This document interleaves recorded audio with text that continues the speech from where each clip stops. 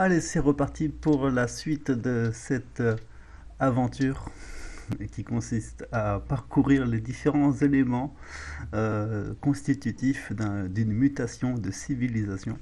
On a vu au dernier épisode Plaquevin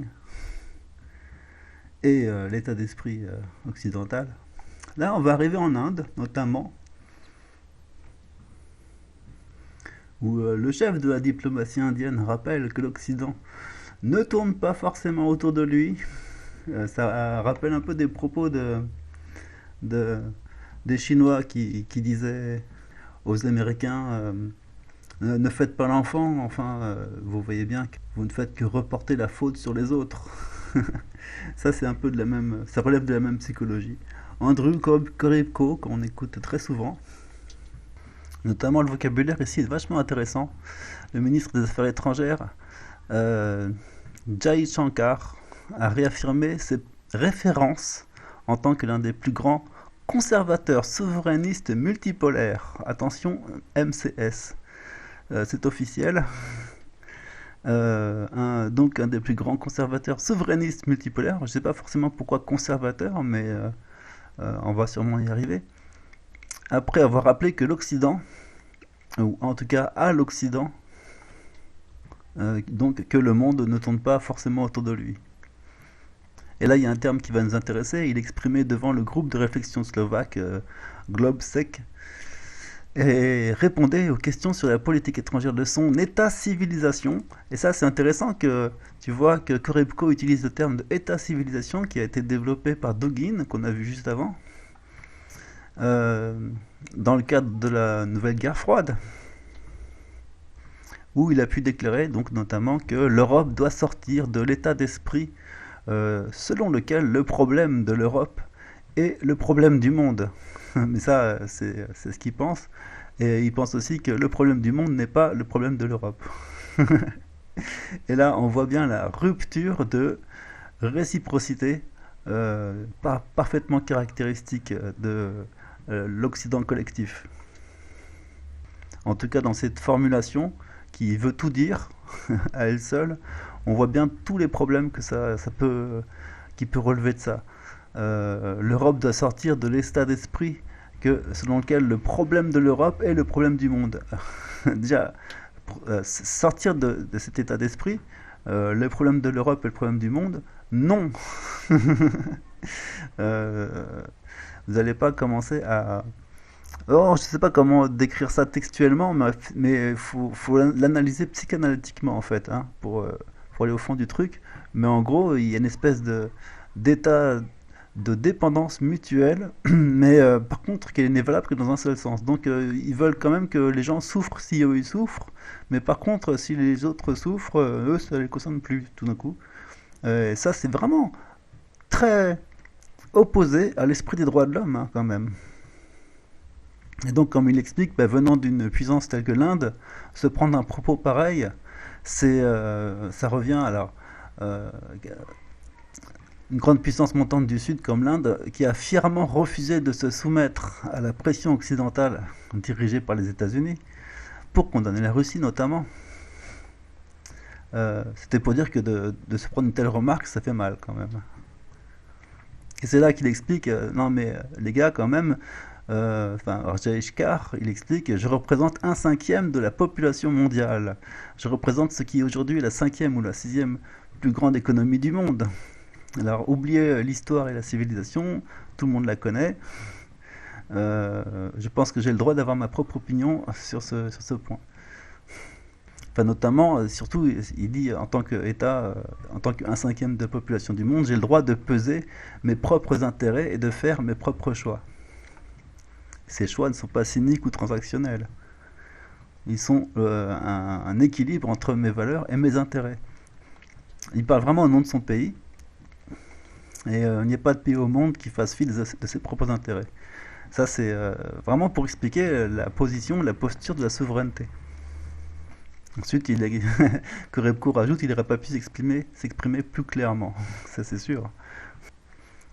Et l'analyse, c'est que sa politique étrangère néo-réaliste, là aussi on a une référence à Dugin, parce que c'était l'idée, est alignée sur l'esprit du monde.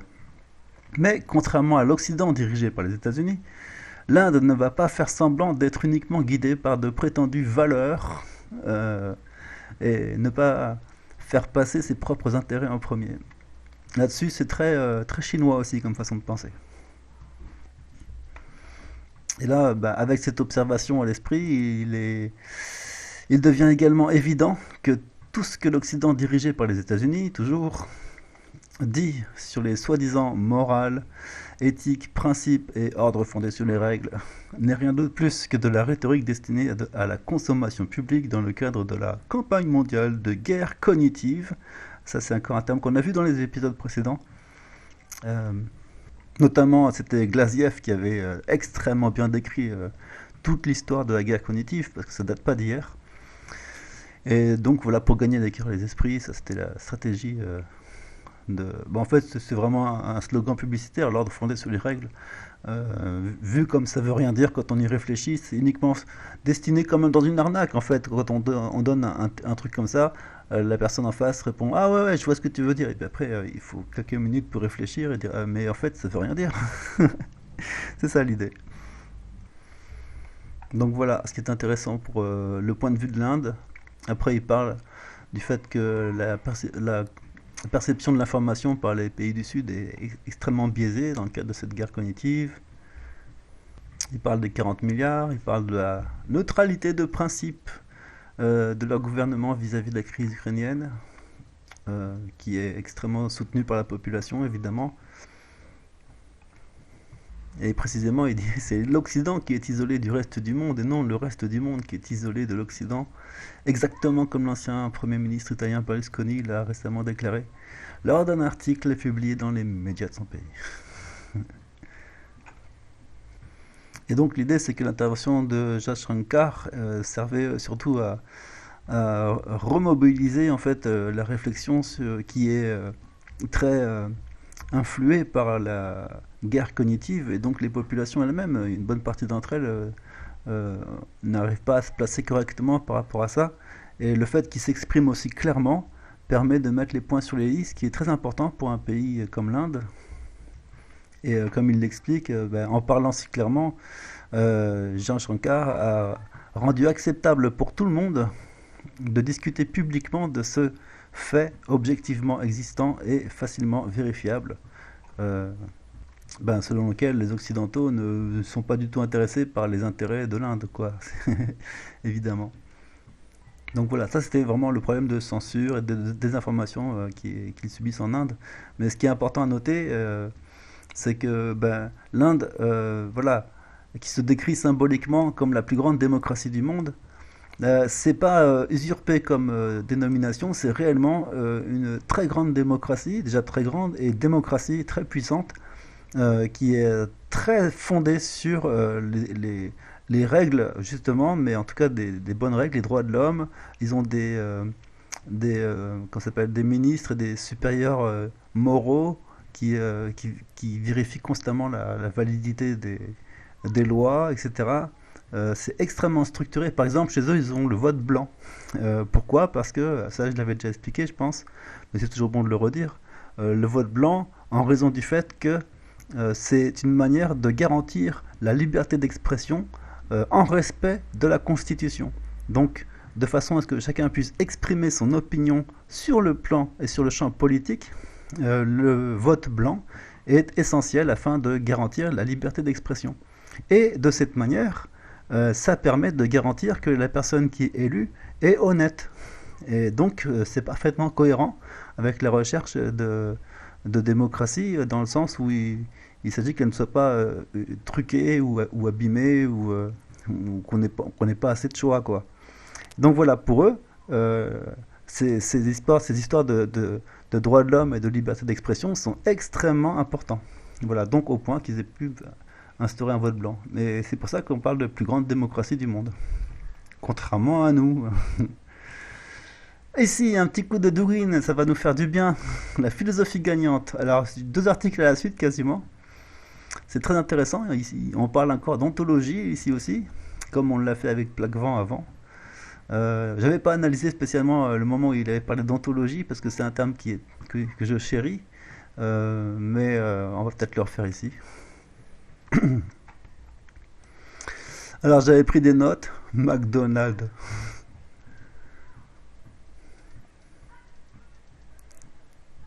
Ah tiens. Ouais, oui, là il y a un moment intéressant. Ça parle de... Alors voilà, bon. Il y a ici un pôle modélisé de l'ennemi interne. Il s'agit de représentants du paradigme libéral, de la philosophie analytique au postmodernisme, en passant par les cognitivistes et les transhumanistes, qui insistent de façon maniaque, faut le dire, pour réduire, faut le dire aussi, l'homme à une machine. Le principe de réduction est très, très pertinent sur le plan psychologique, et c'est la base de nombreuses erreurs. Euh, je ne parle pas, même pas des libéraux et des progressistes, des partisans du concept totalitaire de société ouverte, parce que eux c'est même plus la peine, ou du féminisme, des études, de la culture queer, élevée à la bourse des fraternités. Non, non, il s'agit d'une pure cinquième colonne, quelque chose qui ressemble au bataillon Azov interdit en Russie. Là, il avait fait une comparaison entre ce qui se passe en Russie avec le bataillon Azov et ce qui se passe finalement un peu partout dans le monde avec cette infiltration d'une cinquième colonne occidentale dans de nombreux pays du monde. Donc on l'a vu précédemment en Inde, et là il en parle pour la Russie. Donc le portrait de l'ennemi de l'idée russe et de la civilisation russe, faut se rappeler que Dugin il est très pro-russe, hein. Est très facile à tracer. Il s'agit pas simplement de liens avec les centres scientifiques et de renseignements occidentaux, mais aussi de l'adhésion à un certain nombre d'attitudes plutôt formalisables. Et donc ce qui est intéressant, c'est qu'il a formalisé les attitudes occidentales caractéristiques. Alors, on a toute une liste, et après la liste suivante, c'est le contraire, ce qui s'y oppose. Et c'est pour ça que c'est vachement intéressant. Alors déjà, t'as dans l'esprit occidental la croyance en l'universalité de la civilisation occidentale moderne, donc l'eurocentrisme, ou même le racisme civilisationnel. Ce qui n'est pas facile à dire quand on parle mal comme moi. Euh, il y a un racisme civilisationnel dans la mesure où il y a une très mauvaise connaissance des autres civilisations parce que la sienne est considérée comme universelle. Et cette universalité ou cet universalisme, en tout cas celui-là précisément, typiquement, procède de l'inculture simplement, ou plein de tares intellectuelles diverses, mais c'est aussi très fondé enfin, culturellement, historiquement. Alors, tu as l'hypermatérialisme. Tout ça, ce qui est intéressant, c'est ce qui est dans le fait de formaliser, c'est de pouvoir extraire les principaux critères qui font l'occidentalisme. Tu as l'hypermatérialisme, donc en passant par l'écologie profonde et l'ontologie orientée objet. Oh, mais si tu savais comme tu me fais plaisir en disant ça, ça va loin. Parce que, bon, en programmation, on a l'orienté objet et l'orienté composant. Et moi, je suis du genre orienté composant, et même j'appelle ça neuronal dans ma conception des logiciels. Et l'orienté objet, c'est le seul truc qui soit autorisé officiellement dans la profession. Et c'est tellement mal fait que ça ne remplit pas du tout ses objectifs. Mais bon, c'était juste pour dire, j'aime bien parler de ça. Ici, en termes de ontologie orientée objet, il est question Alors, l'ontologie, définition. Typiquement, c'est ce dont on parlait précédemment aussi. C'est en fait l'existant. C'est un terme mathématique qui a un symbole mathématique très particulier. C'est un E à l'envers. Et donc on dit existe telle chose. Donc ça c'est dans la logique classique, on a le terme existe. Et en philosophie, on a l'existant et l'être en fait en particulier. Donc qu'est-ce qui détermine l'être? Et cette question, si on ne l'a pas correctement déterminée, tout ce qu'on peut dire comme phrase dans sa vie en termes généraux à propos de ceci est est probablement une erreur. Parce qu'on ne sait pas ce que veut dire être. Et donc, de cadrer l'être, donc ce qui existe en tant qu'objet, c'est-à-dire Moi j'aime bien l'expression atomiser l'existant, considérer les objets indépendamment du contexte et des relations qu'ils ont avec les autres. Donc de dire l'objet en lui-même possède sa signification qui lui est propre. Et si je dis un ballon de football, c'est bien. Pourquoi c'est bien? Parce que grâce à lui on peut faire plein de trucs, etc. Ça, toutes les raisons qui sont attachées à un ballon de football sont pas dans le ballon de football en fait, c'est à l'extérieur. Mais dans la pensée occidentale, c'est le ballon de football qui devient symbolique de tout ce qui est associé à cet objet. Donc du coup on dit le ballon de football est bien. Alors qu'en réalité c'est rien, un ballon de football c'est un, un ballon en cuir gonflé d'air avec une décoration et des coutures. En soi c'est un objet. Mais le fait que cet objet relève, enfin possède, soit possédé par un symbolisme, ceci n'est pas euh, précisément dissocié de l'objet dans la pensée occidentale.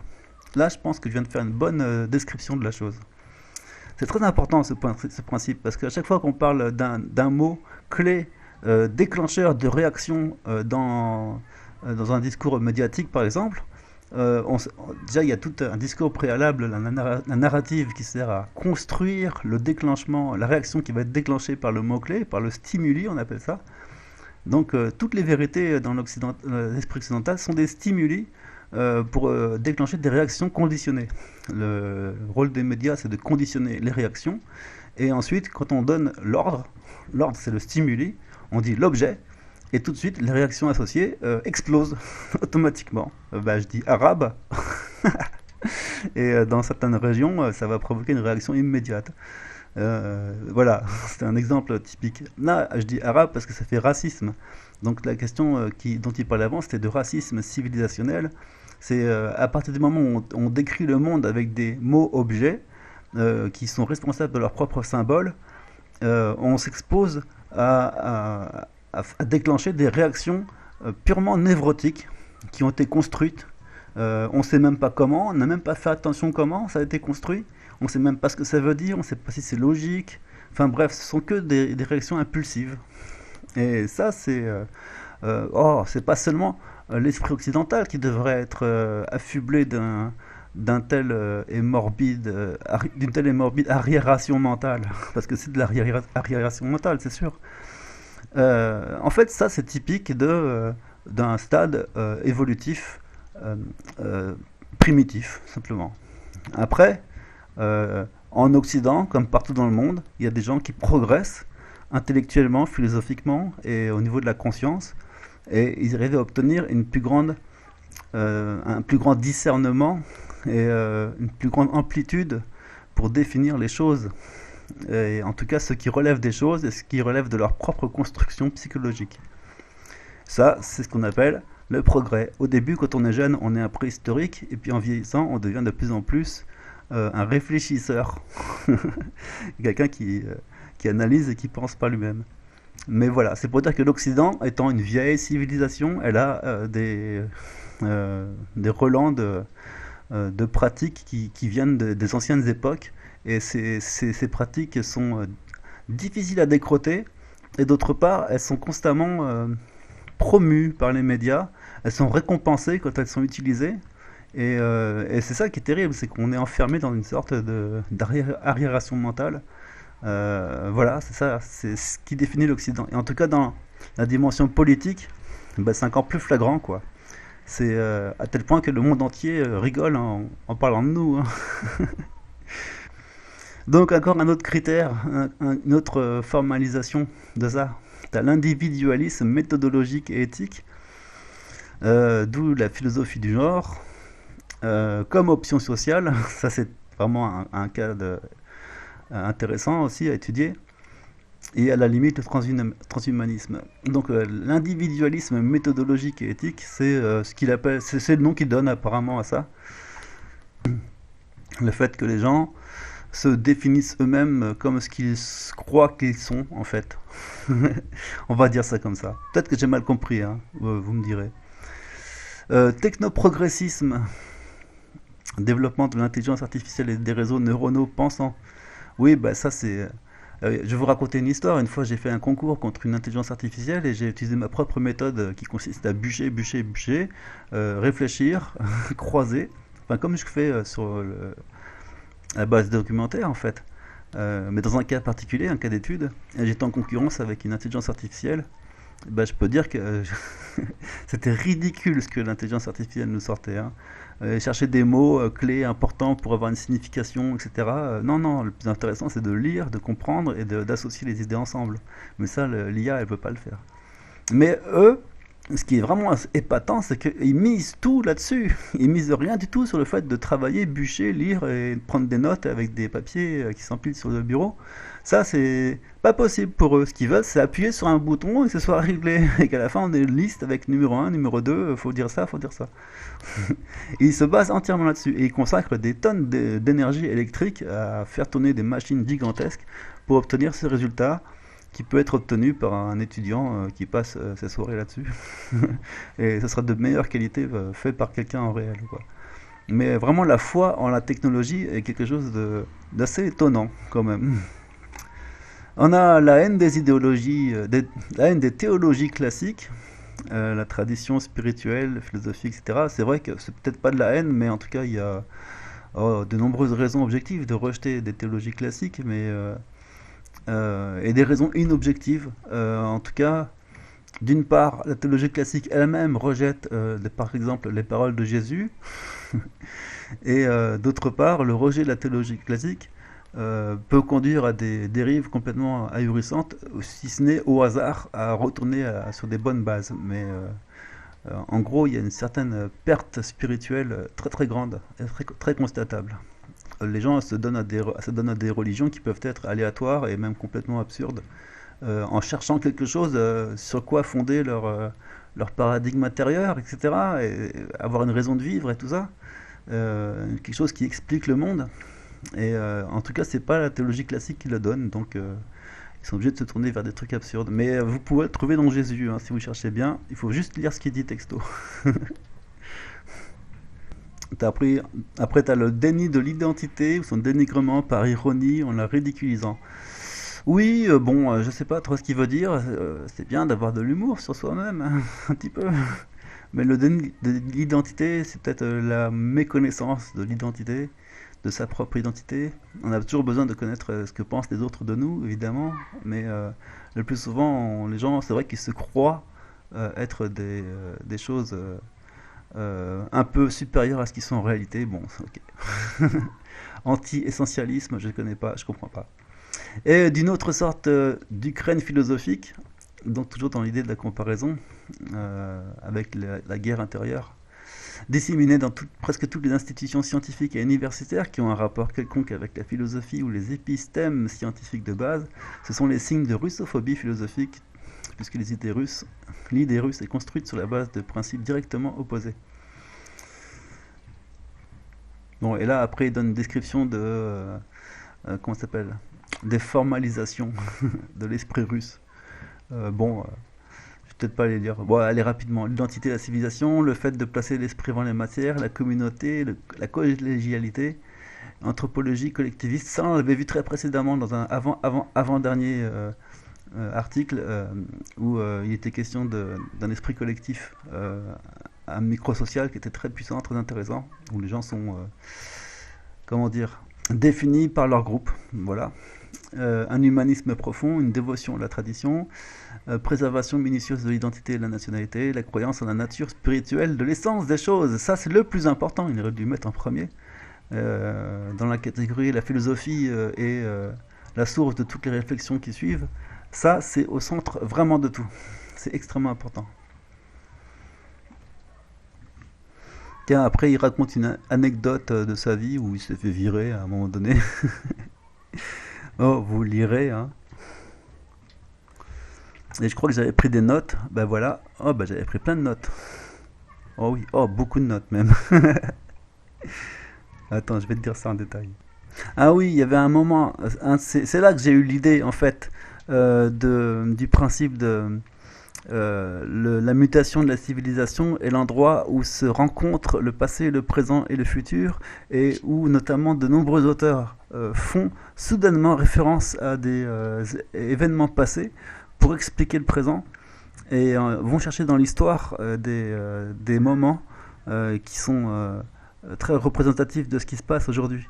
Et ça, c'était au début de l'article. Je l'avais sauté, mais c'est très important.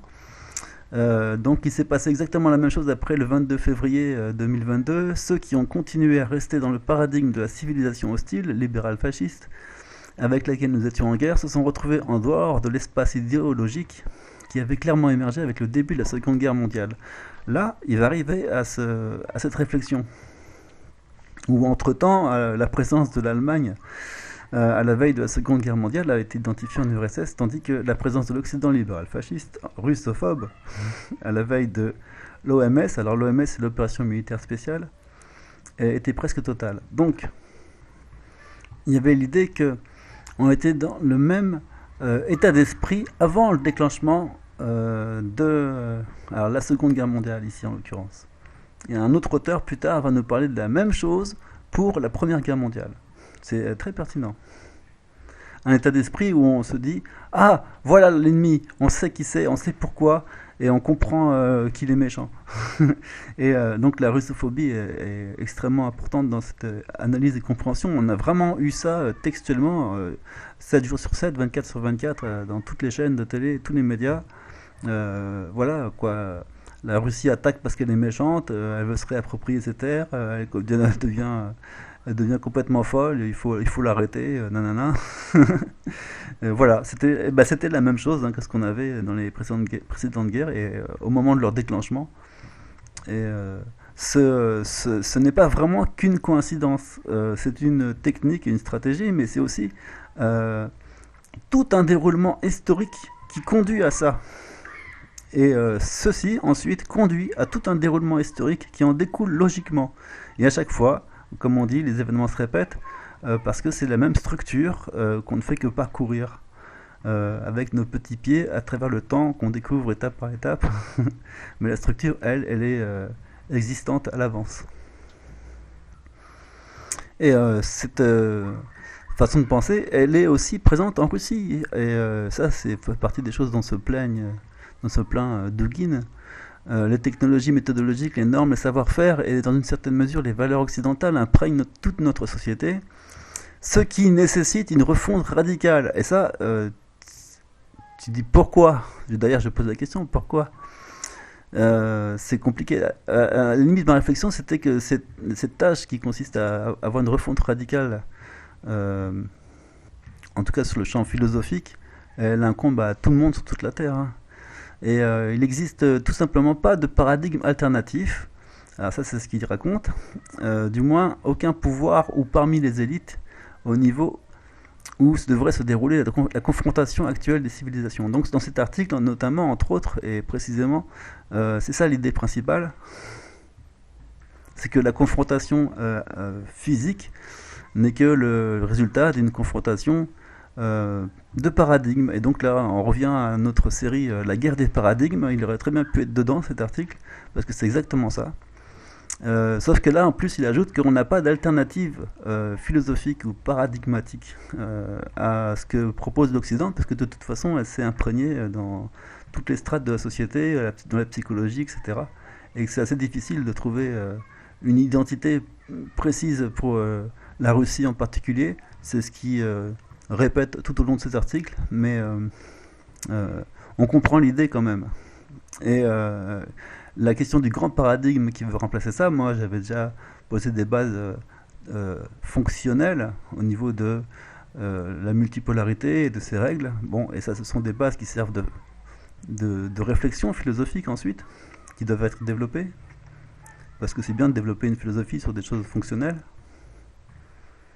Mais on sait d'avance qu'un des principaux caractères d'une vraie pensée des civilisations trouvera sa source dans un rapport à la nature et un rapport à la réalité qui soit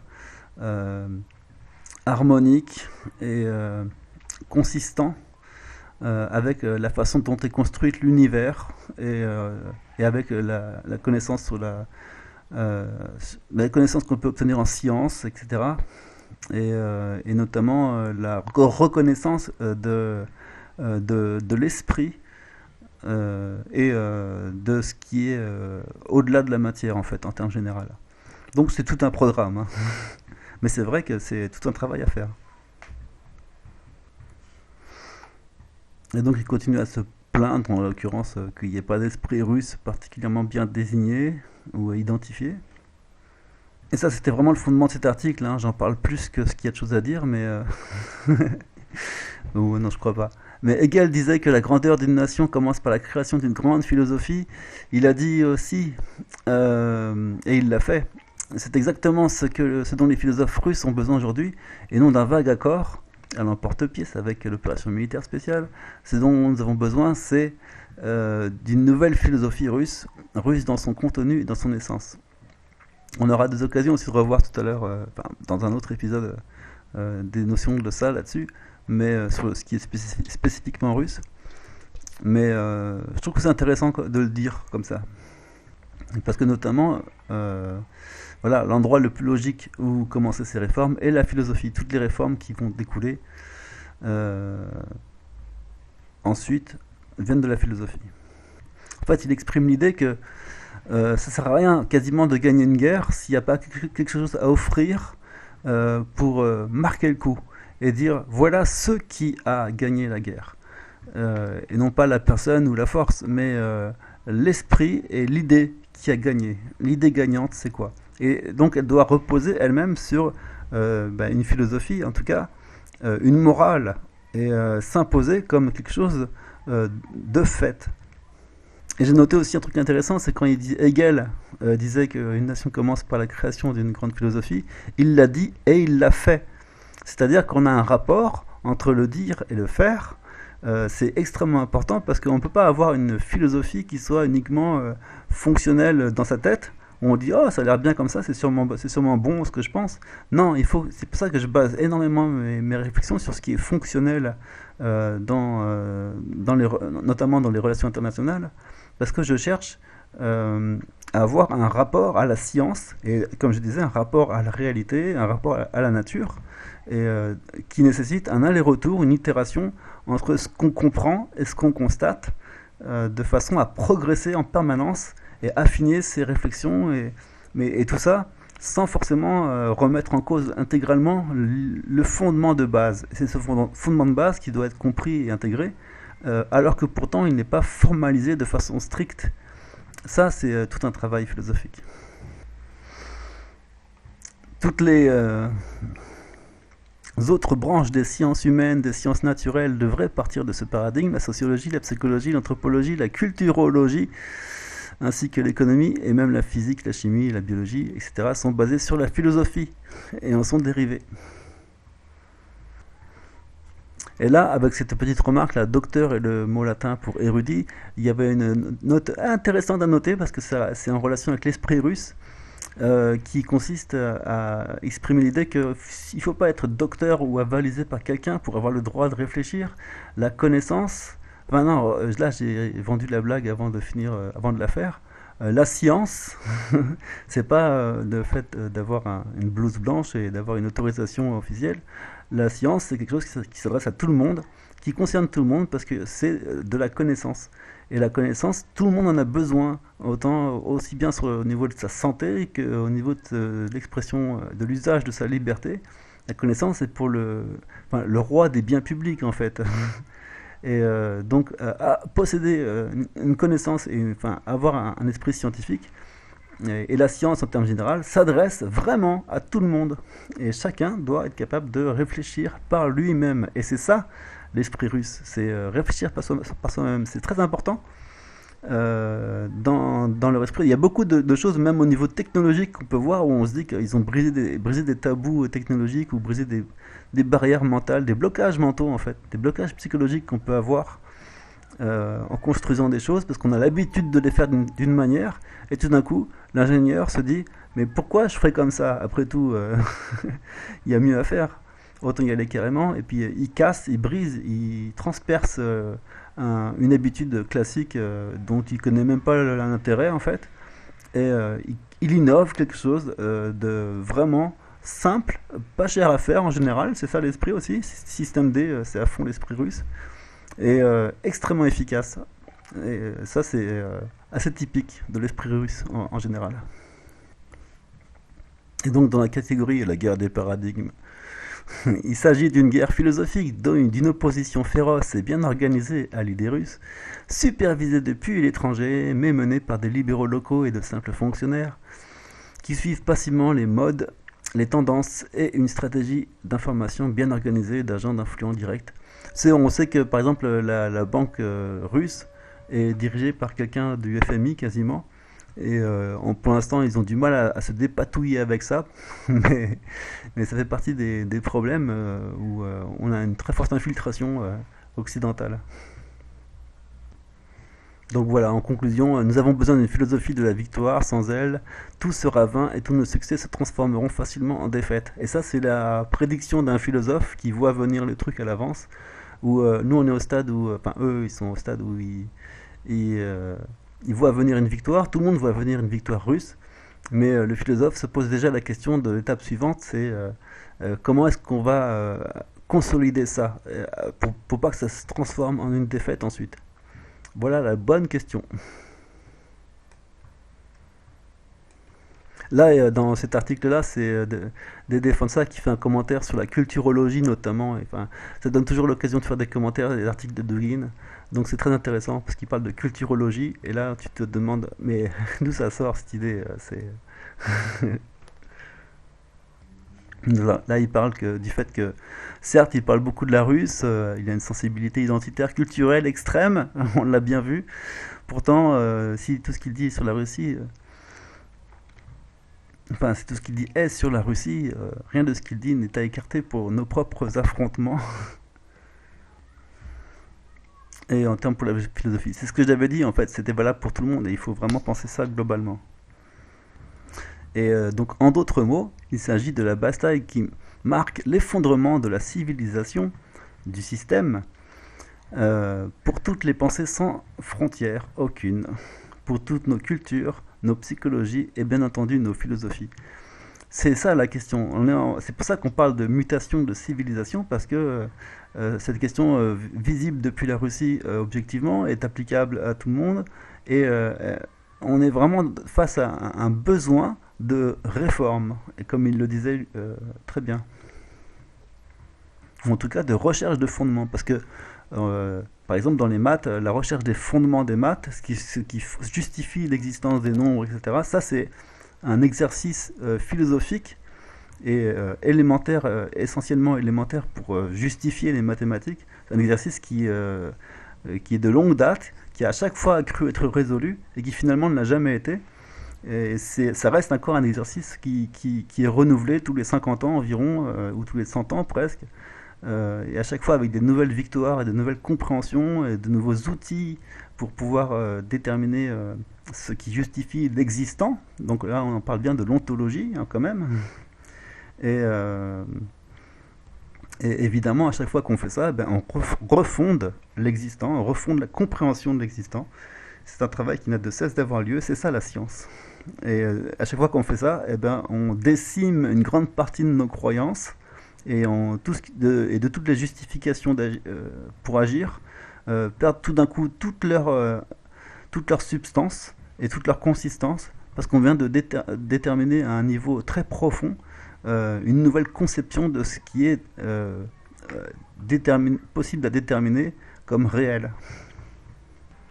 Et notamment lorsqu'il décrit cette démarche en désignant les sciences qui doivent en être l'objet, on notera qu'il introduit le mot rarement usité de culturologie, impliquant que la culture elle-même doit devenir un objet d'étude conduit par la philosophie. Cela impliquant la formidable importance du système de la communication qui est l'instrument clé de la culture. C'était intéressant quand même. Et notamment, cette culture, elle est intuitive. C'est ce que j'expliquais avant. Le reste. Bon, après, j'ai enlevé. Il avait recopié l'intégralité de l'article en dessous et je l'avais enlevé. Voilà, c'était pour dire ça. Bon, on va faire une pause ici et on se retrouve après la pub.